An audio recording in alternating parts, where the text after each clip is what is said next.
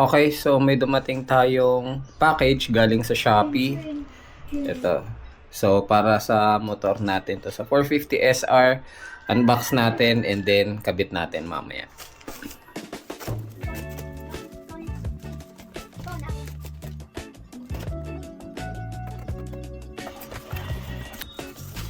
Sharan. As per my research, so ganito pala yung sa likod niya. Ayan. Ayan. Okay.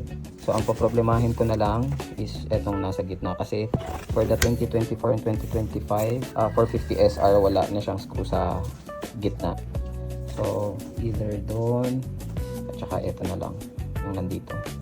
So, tignan natin kung anong diskarte yung magagawa. So, medyo struggle siyang ikabit. Hindi ko siya marirecommend na DIY dahil medyo mahirap siya.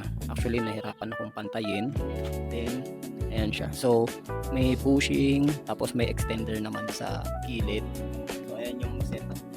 Ayan. So, ito yung bushing. Kasama to. Extender. And then, ito. Ayan. So, yung screw niya. Ayan yung magiging itsura. So, dito sa part na to, medyo madali lang siya kasi ayan, meron naman siyang slot dito. May screw slot naman dyan. So, madali lang. Ang mahirap is itong part na to.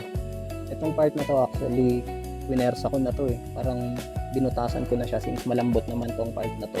Tinulak ko na lang para bumaon yung screw. So, yun. Pero ilang attempts din yung ginawa ko kasi hindi siya nagpapantay. Thankfully ngayon pantay na. So, yun lang. Madali naman siyang ikabit. Yun nga lang. If magpaplano kayong bumili nito, sacrifice nyo talaga na butasan tong part na to. So far, ganda naman. Hindi rin siya tumatama. Pasok pa rin naman.